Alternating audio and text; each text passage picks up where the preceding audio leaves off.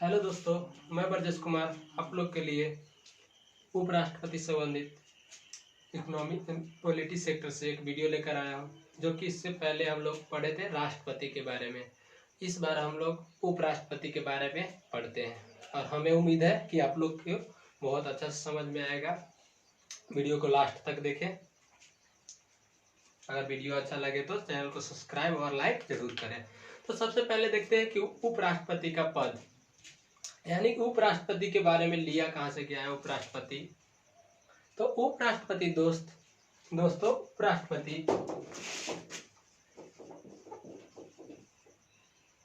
उपराष्ट्रपति यूएसए से लिया गया है दोस्तों, यूएसए से।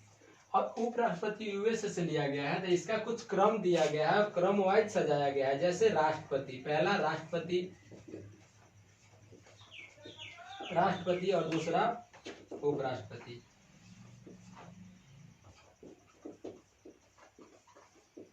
और ये वाला दो पॉइंट को हम लोग उपराष्ट्रपति के बारे में पढ़ेंगे। अगर पूछता है क्वेश्चन कहीं कहीं कि किस क्रम में सजाया गया है, तो ये वरीयता क्रम में सजाया गया है, वरीयता क्रम में सजाया गया है। तो इस तरीके से हम लोग ये उपराष्ट्रपति चैप्टर को पढ़ेंगे दोस्तों। ये वाइस प्रेसिडेंट होता है हमारा, इसके बारे में पढ़ेंगे। तो इससे कुछ रिलेटेड कुछ महत्वपूर्ण अनुच्छेद है, जो कि पहले हम अनुच्छेद के बारे में पढ़ेंगे। तो अगर उपराष्ट्रपति के पद के बारे में वर्णन कहे, अगर उपराष्ट्रपति के पद का वर्णन किस अनुच्छेद में है, तो अनुच्छेद 63 के अंतर्गत हम उपराष्ट्रपति के पद के बारे में जानकारी लेते हैं। अगर उपराष्ट्रपति राज्यसभा के सभापति होता है और इसका वर्णन किस अनुच्छेद में है, तो अनुच्छेद 64 में इसका वर्णन है। अब और एक और है दोस्तों कि अनुच्छेद 70 में किसका वर्णन है। अनुच्छेद 70 में उपराष्ट्रपति के बारे में बताया गया है कि अगर राष्ट्रपति नहीं हो तो उस स्थिति में उपराष्ट्रपति राष्ट्रपति का कार्य करते हैं। तो इसका वर्णन अनुच्छेद 70 में है। तो हम लोग इन्हीं 3 अनुच्छेदों के बारे में चर्चा करेंगे। ऐसे उपराष्ट्रपति रिलेटेड बहुत सारे अनुच्छेद हैं, लेकिन उससे पहले हम इन 3 अनुच्छेदों के बारे में चर्चा करते हैं। तो देखते हैं कि राष्ट्रपति उपराष्ट्रपति का योग्यता क्या होता है, उपराष्ट्रपति नॉमिनेट होने के लिए क्या योग्यता होना चाहिए, इसके बारे में जानते हैं। तो योग्यता में हम लोग जानते हैं कि योग्यता उसका होना चाहिए। जैसे हम राष्ट्रपति चैप्टर में देखे थे कि पहले भारत का नागरिक होना चाहिए, इसके बाद उसका उम्र 35 वर्ष होना चाहिए, और राष्ट्रपति चैप्टर में हम लोग देखे थे कि ये लोकसभा में सदस्य होना चाहिए। लेकिन उपराष्ट्रपति में यह है कि ये राज्यसभा का सदस्य होना चाहिए और कोई भी लाभ्य पद पर कार्यरत नहीं होना चाहिए। तो इस प्रकार से हम लोग देखेंगे इसका योग्यता के बारे में। और इसके बाद हम लोग देखेंगे कि निर्वाचन पद्धति क्या है, चुनावी प्रक्रिया इसमें क्या है, निर्वाचन मंडल क्या है। इसके बाद देखेंगे कि इसके प्रमुख कार्य शक्तियां क्या है, हटाने की विधि क्या है, और इसका शपथ कौन दिलाता है, इसका वेतन क्या है, और इसको सुप्रीम कोर्ट में कार्य क्या है, जो कि हम पूरा अच्छी तरीके से यहाँ राइट डाउन कर दिए हैं दोस्तों। और इसी को बारी बारी से हम लोग पढ़ेंगे, जो कि योग्यता फर्स्ट बार हम लोग देखेंगे कि इसका योग्यता क्या है, उपराष्ट्रपति बनने के लिए क्या क्या योग्यता होना चाहिए। तो उपराष्ट्रपति बनने के लिए इसका योग्यता क्या होना चाहिए कि सबसे पहले ये भारत का नागरिक होना चाहिए। अगर कोई व्यक्ति भारत का नागरिक हो तो ये उपराष्ट्रपति पद से चुनाव लड़ सकता है। और इसका उम्र 35 वर्ष होना चाहिए और यह राज्यसभा में चुने जाने योग्य होना चाहिए। अब डिफरेंस क्या है, यहाँ राष्ट्रपति चैप्टर में हम लोग देखे थे कि ये लोकसभा के सभापति चुने जाने योग्य होना चाहिए, लेकिन उपराष्ट्रपति चैप्टर में हम लोग देखेंगे कि ये जो है ये राज्यसभा में चुने जाने योग्य होना चाहिए और किसी भी लाभ पद पे नहीं हो। ये इसका कंडीशन है दोस्तों। लाभ पद यानी कोई भी ये सरकारी नौकरी में कार्य न कर रहा हो, यानी कि किसी भी सरकारी लाभ न ले रहा हो।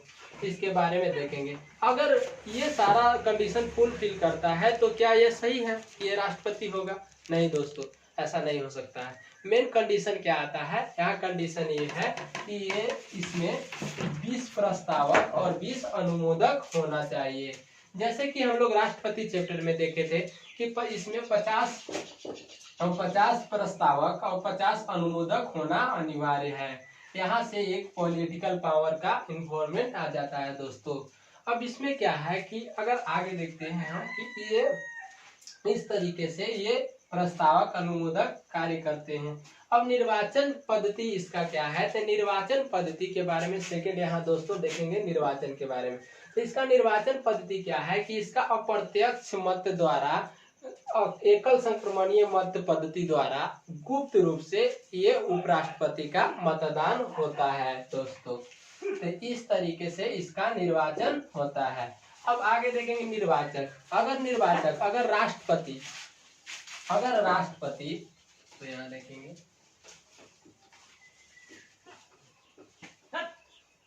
अगर राष्ट्रपति नहीं हो तो उसका सारा कार्य उपराष्ट्रपति करता है। ये इसका निर्वाचक के संबंध में है। अगर दोस्तों अब आते हैं शपथ का, तो शपथ का वर्णन किस संच्छेद में है, कैसे कैसे क्या है, शपथ कौन दिलाता है इसका, तो इसका शपथ के बारे में चर्चा यहाँ की है दोस्तों। जो कि इसका शपथ राष्ट्रपति दिलाता है और इसका अपोजिट है दोस्तों। अगर उपराष्ट्रपति को त्याग पत्र देना हो तो वो राष्ट्रपति को देता है। अगर राष्ट्रपति शपथ दिलाना है उपराष्ट्रपति को तो राष्ट्रपति दिलाता है।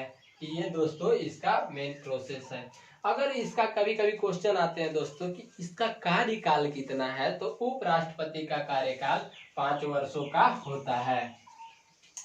अब क्वेश्चन आते हैं कि इसका हटाने का विधि क्या है। लास्ट ये पॉइंट में इसका हटाने का, उपराष्ट्रपति को हटाने की विधि क्या है। तो उपराष्ट्रपति का हटाने का विधि, जैसे उपराष्ट्रपति को हटाने की विधि त्याग पत्र द्वारा हटाया जा सकता है या लोकसभा या राज्यसभा में महाभियोग लाकर हटाया जा सकता है। अगर महाभियोग लाया जा रहा है उपराष्ट्रपति के प्रति तो उससे पहले उसको 14 दिन पहले सूचना दे दिया जाता है कि आपके प्रति महाभियोग लाया जा रहा है। और इस स्थिति में अगर स्वेच्छा से उपराष्ट्रपति त्याग पत्र दे देते हैं तो ठीक है, नहीं तो ये पहले लोकसभा में अगर पारित हुआ, इसके बाद राज्यसभा में पारित हुआ, इसके बाद 14 दिन बाद इसको पद से इस्तीफा देना होता है। अब दोस्तों एक निर्वाचक मंडल जो कि अनुच्छेद 66 में वर्णन है, इसके बारे में छूट रहा था दोस्तों। जैसे निर्वाचन इसका कैसे होता है, किस तरह से इसका होता है, तो ये होता है लोकसभा और राज्यसभा के सदस्यों द्वारा, जो कि ये दोनों सदस्य मिलकर संसद का सदस्य इसका वोटिंग करते हैं। जो कि 2 सदस्य होता है एंग्लो इंडियन से, और ये राज्यसभा से 12 सदस्य, और इन्हीं लोग मिलकर उपराष्ट्रपति का चयन करते हैं।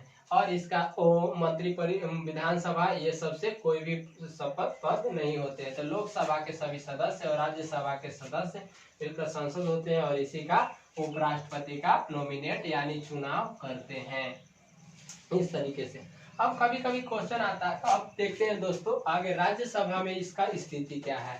तो राज्यसभा में इसका स्थिति क्या है कि राज्यसभा में ये सभापति के रूप में कार्य करता है, और ये जो होता है दोस्तों राज्यसभा का सदस्य नहीं होते हैं।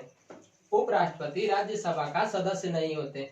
यही कारण है कि ये चुनाव पद्धति में ये वोटिंग नहीं करते। अगर वोट क्या है कि अगर राज्यसभा के सभापति का नॉमिनेट किया जा रहा हो, चुनाव किया जा रहा हो और दोनों का 50-50% मत आए, तो ये इस स्थिति में ये सभापति वोट दे सकता है। अगर एक वोट इधर देता है तो इधर विजय घोषित किया जाएगा, अगर एक वोट इधर देता है तो ये इस तरफ विजयी पाया जाएगा। तो इस राज्यसभा में इस तरीके से इसका स्थिति है, जो कि हम लोग राज्यसभा के सभापति के बारे में अनुच्छेद 64 में वर्णन किए थे। अब दोस्तों देखते हैं कि ये जो होता है इसका उपराष्ट्रपति के कार्य एवं शक्तियां क्या क्या है। तो कार्य और शक्तियां के बारे में इसका कार्य है कि राज्यसभा में ये सभापति होता है, और इस स्थिति में अगर कार्य कर रहा हो तो इसका वेतन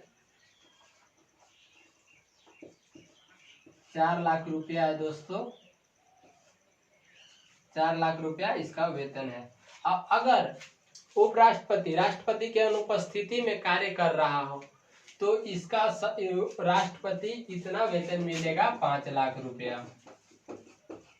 अगर राष्ट्रपति के अनुपस्थिति में उपराष्ट्रपति अगर कोई भी निर्णय लिया हो तो वह निर्णय मान्य होगा।